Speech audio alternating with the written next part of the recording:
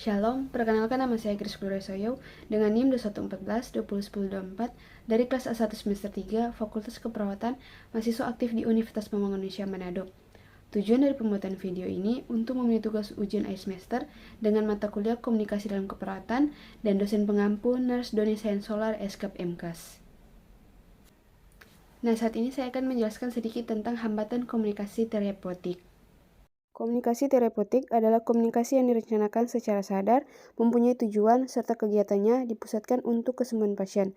Pada dasarnya, komunikasi terapeutik merupakan komunikasi interpersonal atau antar pribadi yang profesional mengarah pada tujuan kesembuhan pasien dengan titik tolak saling memberikan pengertian antara tenaga medis, spesialis jiwa, dan pasien.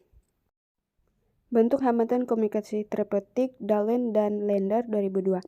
Perbedaan bahasa, ketidakmampuan klien untuk berkomunikasi secara efektif dengan petugas kesehatan dapat mempengaruhi respon klien terhadap intervensi.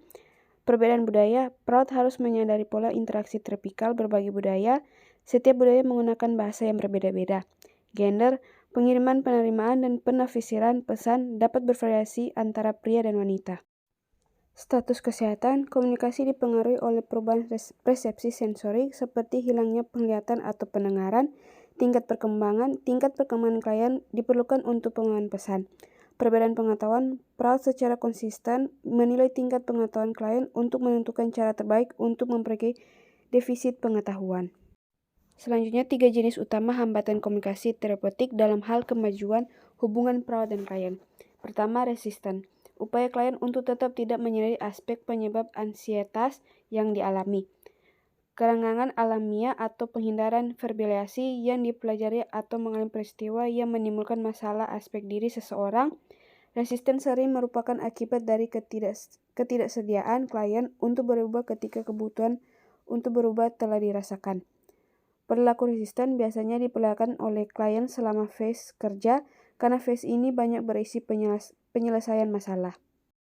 Kedua, transference. Transference adalah respon tidak sadar di mana klien mengalami perasaan dan sikap terhadap perawat yang pada dasarnya terkait dengan tokoh dalam kehidupan di masa lalu.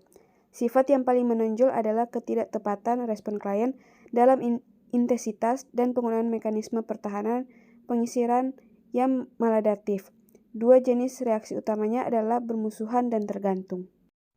Yang ketiga, countertransference, yaitu kebutuhan terapeutik yang dibuat oleh perawat bukan oleh klien. Countertransference merujuk pada respon emosional spesifik oleh perawat terhadap klien yang tidak tepat dalam isi maupun konteks hubungan terapeutik atau ketidaktepatan dalam intensitas emosi. Reaksi ini biasanya berbentuk salah satu dari 3 jenis reaksi sangat mencintai, reaksi sangat bermusuhan atau membenci, dan reaksi sangat cemas seringkali digunakan sebagai respon terhadap resisten klien. Mengatasi hambatan, yang pertama, perawat harus siap untuk mengungkapkan perasaan emosional yang sangat kuat dalam konteks hubungan perawat dan klien. Kedua, perawat harus mempunyai pengetahuan tentang hambatan komunikasi terapeutik dan mengenal perilaku yang menunjukkan adanya hambatan.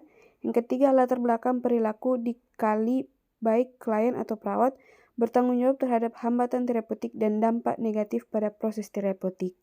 Itulah sedikit penjelasan dari saya tentang hambatan komunikasi terapeutik. Sekian dari video saya, mohon maaf jika ada salah penyebutan nama dan lain sebagainya. Terima kasih.